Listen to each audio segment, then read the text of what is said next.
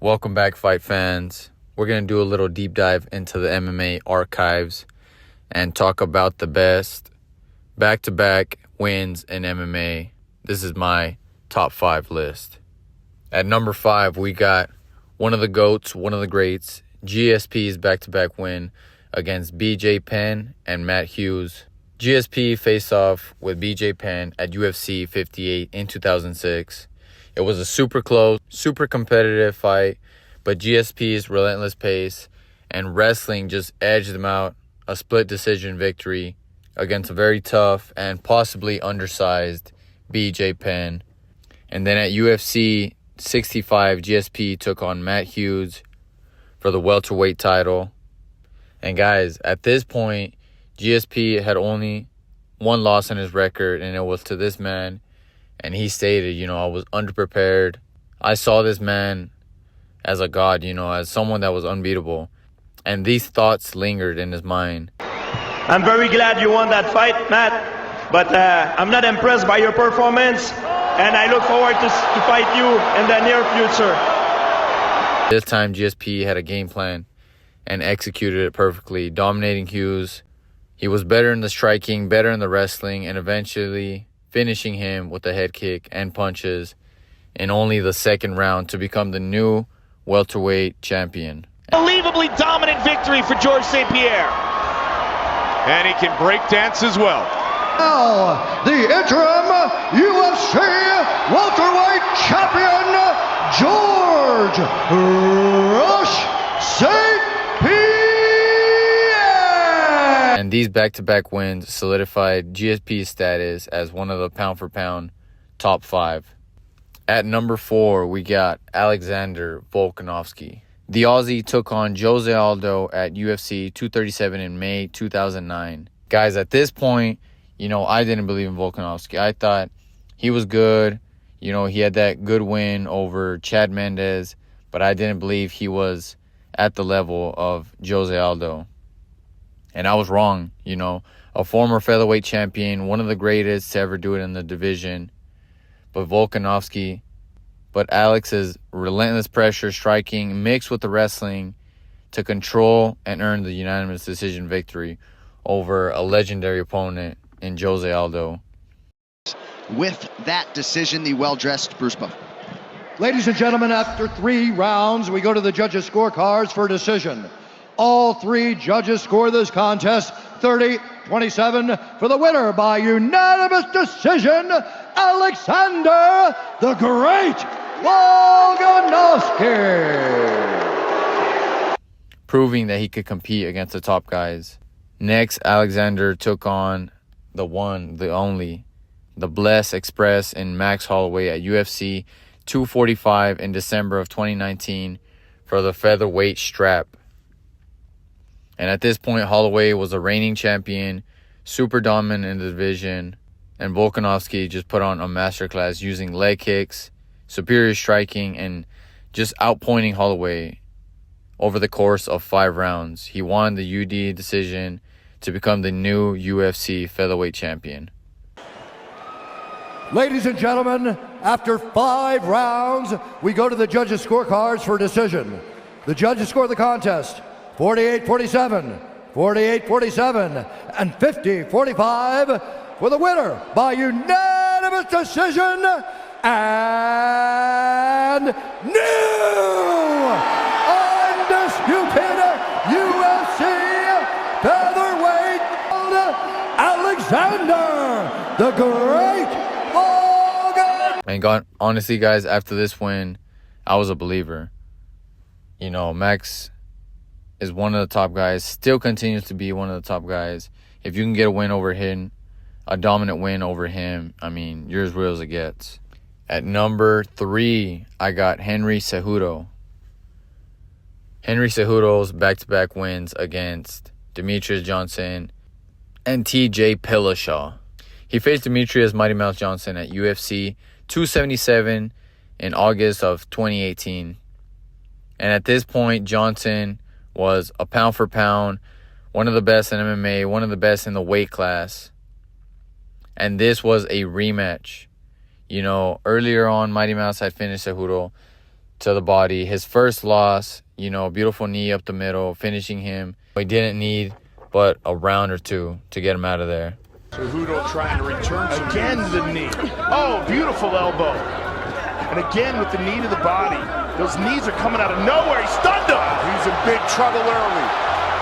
Great Muay Thai To the by body. the champ. That's it. Trying to finish it. It is all over. Dimitri.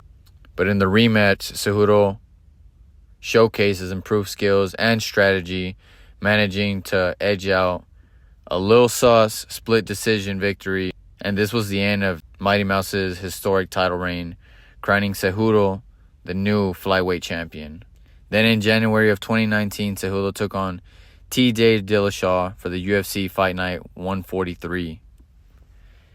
And guys, honestly, I thought, with the wrestling, maybe Cejudo can edge it out. But a big factor that not a lot of people remember is the insane weight cut. So this man in TJ Dillashaw was a 135er, walked around at 150 to 160. I don't know how he even made 135 to begin with. And this man cut from 150, 140, whatever, to 125. This man was the skeleton man. Sucked up, super drained, and I thought that led a little bit to his performance. He looked a little bit slow, a little bit lethargic, and Cejudo made a statement, finishing him in only 32 seconds in the first round via TKO. And this dominant performance not only solidified his status as a flyweight champion, but just showed his ability to compete with the best. At number 2, I got the one, the only, Matador, Ilia Topuria. Ilia Topuria's back-to-back wins against Max Holloway and Alexander Volkanovski. Not number 1 on my list. I didn't want to have recency bias. He's number 2 on my list. Guys, taking on Volk and Max back-to-back and finishing these guys. Ilia did not need the whole 5 rounds. He has not seen a championship round. He took on Volkanovski at UFC 298. Volk was coming off that loss to Makhachev, so it was questionable. Was he going to look good? Was his chin going to hold up? And he just finished him in devastating fashion. It was looking like a Volkanovski fight in the first round. He was jabbing, he was moving, and in the second round, Ilia Topuria cornered him, backed him up, and finished him with that devastating overhand. And then at UFC 308, I thought the best is blessed. He's going to pick him off with the jab. His chin is going to hold up like it's always held up. But guys, everybody has those days. Ilia was the better fighter. It only took him 3 rounds to get someone as tough as Max Holloway out of there. He lands that beautiful straight right. He had Max hurt. He backed him up and then lands that devastating left hook, knocking 2 of these legends out in 2 back-to-back wins. Super impressive. And at number 1, Islam Makhachev. Islam took on Charles Oliveira at UFC 280. Guys, Charles at this point was on a streak. He was on an 8-fight win streak. He was finishing everybody. He looked like one of the most exciting fighters in the division. And I believed him, guys. I believed in Charles. I thought Charles was going to finish his man. If we didn't get Khabib and Ferguson, but we got this fight, I believe in this man. And I was wrong, guys. Charles looked off that night, but I can't take anything away from Islam. It was his night. He got the arm triangle, finishing Charles Oliveira, winning the title. And then in UFC 284, Islam took on the one and only pound-for-pound number 1, Alexander Volkanovski. And at this point, Volkanovski was unbeaten in the UFC. He was on a huge streak, defending his featherweight title multiple times, and it was time to move up, look to get that lightweight strap. But in an amazing fight, 5-round barn burner, Islam was just a better fighter, winning a very good, very competitive, unanimous decision win over the pound-for-pound number 2 fighter in the world. And 2 honorable mentions, I'm going to have to go with Khabib Nurmagomedov taking on Conor McGregor at UFC 229. And guys, Conor was coming off, that loss to Floyd. He hadn't lost the titles. he hadn't defended him either. But, you know, he put on a masterclass, and then all that other commotion outside of the cage. Oh, And now Khabib jumps the fence. No. And he's going right at Dylan Dennis. Mayhem. Oh, no. And then he took on Dustin the Diamond Boy at UFC 242 and just making quick work of Dustin, finishing him by rear naked choke and adding another notch to his title reign. Another honorable mention. Impressive performance against a very dangerous guy in Kevin Holland, but you just ran right through. I'm the most dangerous guy here. I gotta come before everyone.